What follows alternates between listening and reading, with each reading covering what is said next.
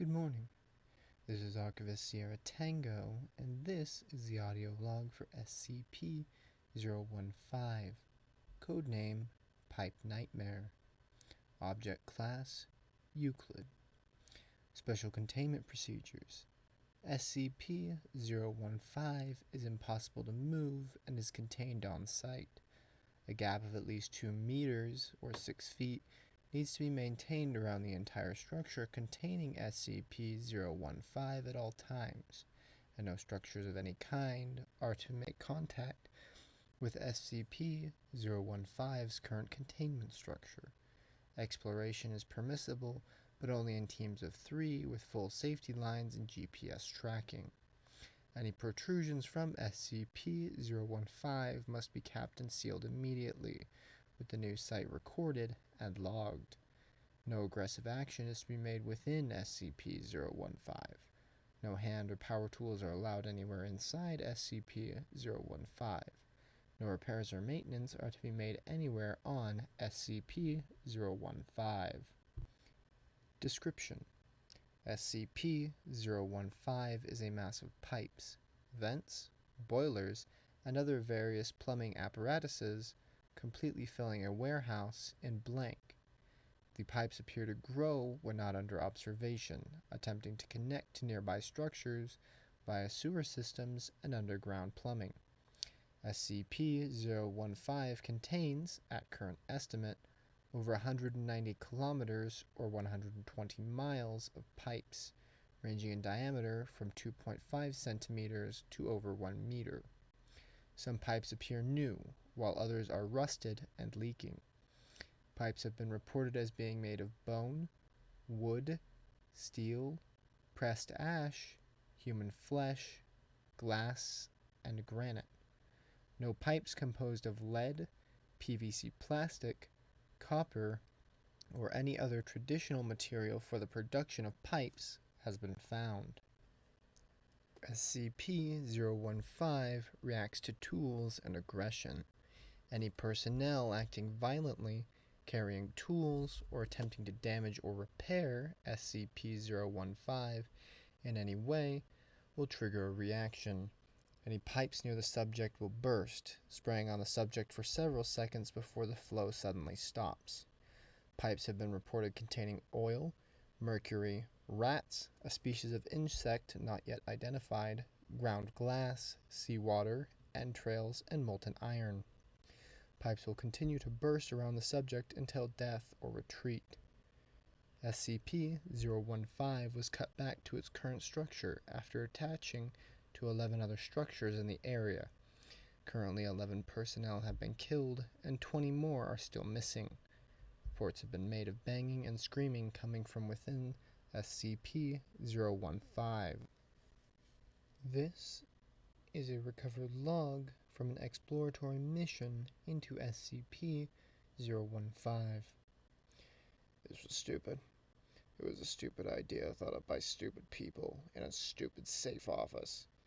Agent 2 looked around slowly, letting his flashlight play over the walls, one of the only items the agents were allowed to carry inside SCP-015. Agent 6 and Lon were standing just behind him doing the same. The idle chatter and joking had died off about 30 seconds ago, each agent slowly realizing that there was just no simple milk run. Go in, find the observation unit, pull the data, and recover the unit. Cake. They'd laughed. Lon asked if she could find a Mario hat to wear, them being plumbers now and all. Now, however, seeing the dim, cramped tunnel yawning before them, the only joke was them being there at all. 2 stepped forward slowly, fixing his flashlight on the ground. It was a hard mat of pipes, more or less level with the floor. A few small tubes stuck up here and there, snaking around like tree roots, or suddenly turning up in the middle of the floor like a pillar. The walls, the ceiling, every inch of the original structure was coated in pipes. Some researcher who led them up to the main door said that there wasn't anything left of the old warehouse really, except for the outer shell. He pushed away that whole line of thought. pointedly following the pre-mapped course they'd had to memorize, stepping around a pillar of tightly woven hair, the glossy surface steaming gently. Six plodded along, taking the rear and keeping a close eye on Two and Lon. Skittish kids.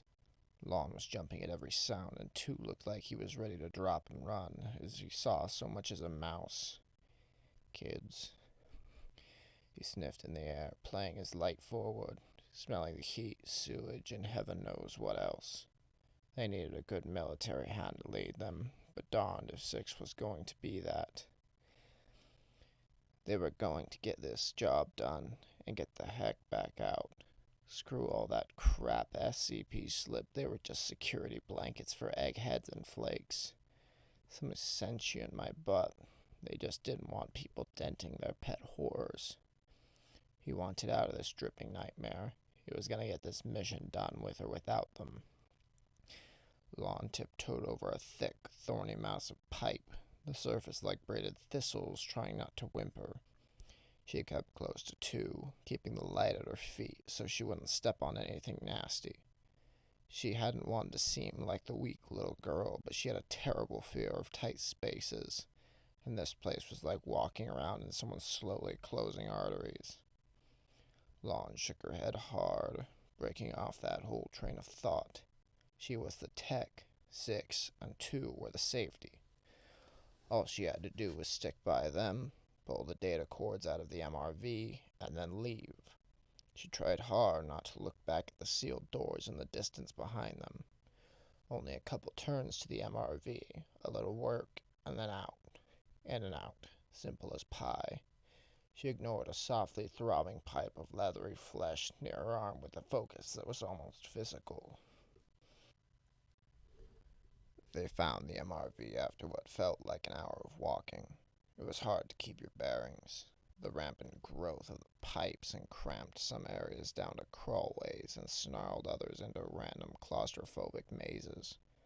Six had nearly gotten stuck twice and looked like he was about to murder Lon when she made a comment relating to Winnie the Pooh. Lon was talking again at least, but it was brittle, whistle in front of the graveyard chatter. Two kept trying to follow the directions, but even with them being less than a week old, they were more little than a guideline. When they'd finally found the MRV, it had been a momentary relief. At least they were at the halfway point. Then they looked at it in the light. It had been speared, for a lack of better term, pinned up against a pipe of some kind of dense fabric. The smooth black pipe had docked itself into the camera lens of the observation vehicle. It wasn't smashed or damaged, it was just connected, as if it was made for it. It had lifted the little treaded robot nearly a foot off the ground, and it looked like other smaller pipes had started to connect to the other open spaces on the vehicle. It just sat there, the wheels slowly turning as the battery died like a bug on the nest of pins. Some clear, foul-smelling liquid was dripping softly from the camera housing. "Well?" Two's voice echoed in the dark, a monument to pointless speech. They all stood for a few minutes, then Lon started to carefully look over the MRV. Six was looking around with increasing relentlessness, starting to mutter quietly. Lon was reaching for the data cards before stopping, looking over at Two. Two? Since it's grown into the MRV, do you think it counts?" "What do you mean, counts?" Two kept the light on her and the machine, a hiss of damage behind him making him flinch. "I mean, as damaging 015. If I take out the gate data cards, do you think it will react?" Two looked around slowly, shining his light along the floor, a pipe as white as a car and seemingly made of compacted lint. "This suddenly seems like a bad—" "Oh, shut up." Both agents turned to stare at Six. He'd stepped up to the MRV, flexing his hands and reaching into his coat with one hand. The others pushed Lon away, none too softly. "Move it. Reaction, for heaven's sake. They just say that crap to screw with people and keep their toys safe. It's a bunch of weird pipes, beginning and ending there. Maybe it grows or whatever, but the dang thing sure isn't going to take offense to people. I'm grabbing this thing and we're getting out of here." As he spoke, he stepped forward, flipping open the data port cover. More of the clear, scummy liquid had pooled inside. The other two agents froze, staring in shock a moment, and the building seemed to do so as well. The whispered sounds of venting steam, sliding materials, and soft pinging had all stopped. The heartbeat in Lon's ears sounded like gunshots. Two started its forward reachings for Six. Six, what are you... Six ignored him, slipping out the thin data cards. Felt like old, nasty water over them, but they were built to resist it. He slipped them out, then put the bundle in his pocket. He probed around the edge of the camera lens, shifting the MRV a bit, trying to see if it would work it free. As Two and Lon backed away, slowly, the silencer around them seeming to crush inwards. Six gave up, turning away from the helplessly trapped MRV and shined his light on the two white-faced agents. Kids, I don't know how you guys survive. The pipe under him opened, with the soft sound of tearing felt. Two and Lon didn't even have time to react before he slid into the widening gap up to his armpits and started screaming horribly. Six's flashlight went tumbling away as the two agents, galvanized by the big man's wretched screaming, ran to help him. A blast of heat and light was pouring up from under the man as the two agents grabbed his arms and looked down. He was submerged in a mass of thickly flowing molten glass. His clothes had already started to smolder and burn, the stench of searing flesh almost more overpowering than the reverberating screams. They pulled and dragged up half a man with a ruined, seared mass of flesh and cloth where his lower body should have been. They panted, trying to drag him, Lon starting to scream along with Six, Two's eyes wide and fixed on some point far away from them. There was a horrible swell of sound rising all around them, pinging, hissing, clicking, cracking, a pipe to their side bulging alarmingly and causing them to nearly fall. They regained their footing just as a wooden pipe above them burst open in a spray of splinters and clear, stinging dust. Two and Lon spun away, gagging and choking, Two spitting out a mass of blood. Glass. It was powdered glass. It poured over Six, muffling his screams and shifting as he struggled a few moments, then stopped, the glass quickly covering the body and spreading. Lon blinked, eyes red and puffy, looking over at Two. He nodded and they bolted down the hall, trying to ignore the rising cacophony of sound and sounding like approaching subway. A mass of oily, reeking chemicals boiled up behind them, a jetting surge of rose thorns nearly cutting off their forward progress, forced them to crawl along a bone pipe that was shuddering like an old man in the cold. They ran, keeping just ahead of whatever it was, hearing splintering explosions and shivering cracks all around them. They finally came to a snarled crawlway barely a few feet wide that was the only way forward. Two dove in, doing a low crawl, trying to will himself forward like a snake, knowing the passage was only about 15 feet long. Easy, wouldn't take any time. Lon hesitated, but that tiny black gap looked like a mouth before a sudden burst of steam behind her sent her streaking forward, sobbing as she started to crawl, calling after Two. Two ignored the growing vibration all around him, the creaking ping near his head, and slid free of the opening. He turned and saw nothing. No Lon, no sudden bursting, just the empty hole. He looked around, hands twitching, thinking, then slid back inside, trying to find Lon and physically drag her out. He could hear her, muffled, probably behind the next turn, and his flashlight revealed a wall of thick, green, flaking white pipes. This was it. He was sure of it. The tunnel was right here, and then he heard the pitiful scream behind them. Lon begging, pleading, screaming for him. Two stared, eyed wide, then slammed his flashlight across the pipe. It burst, sending a reeking, corrosive slime over his hands, making him reel back down the crawlway, screaming as it ate into his flesh.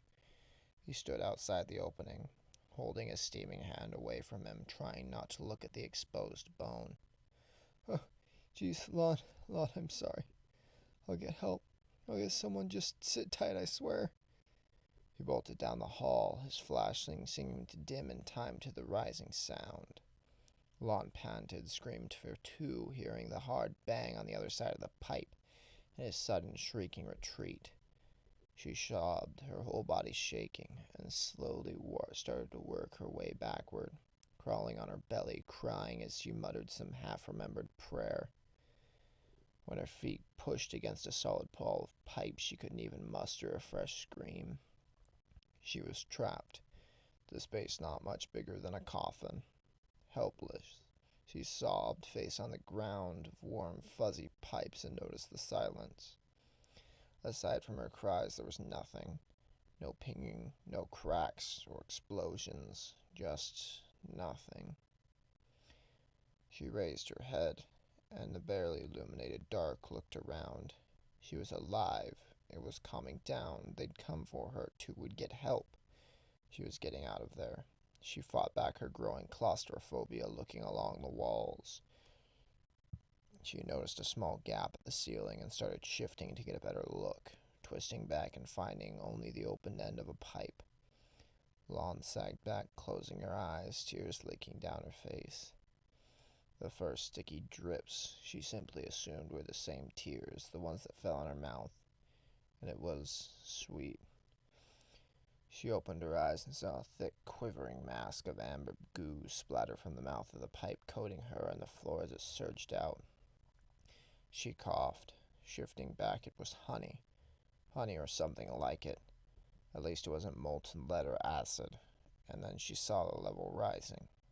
It wasn't draining. The pipes were packed too close. She looked around her tiny chamber with horror, rising much faster than the honey oozing up her sides. Lon beat on the walls, the floor, the ceiling, trying to block the pipe with her hands.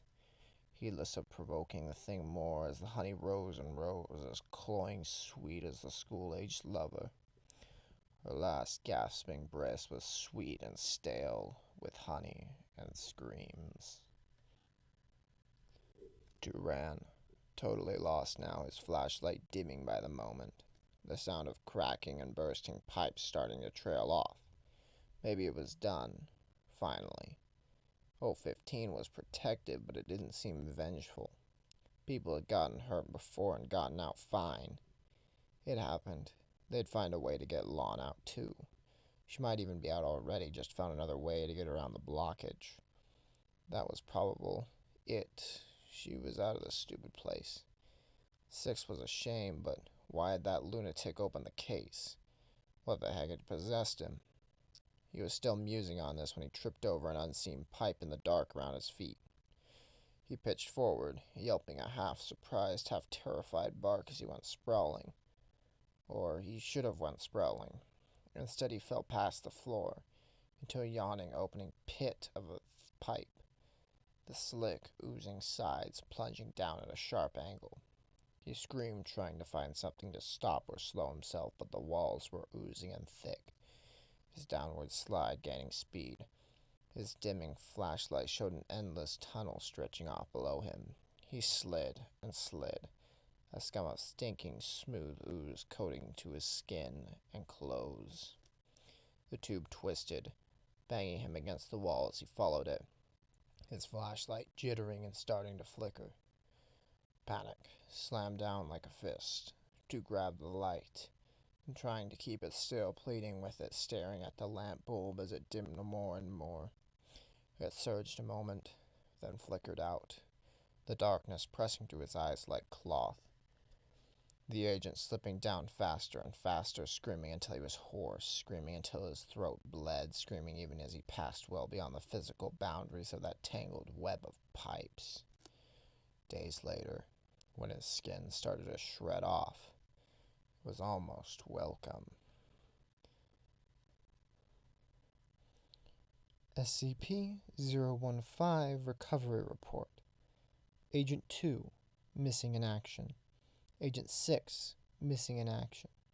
Agent Lon, missing in action. MRV 889236 status unrecovered. Data deemed non-vital and lost of lost staff. SCP-015 classification level review suggested. This has been the audio file for SCP-015. Please move on to SCP 016.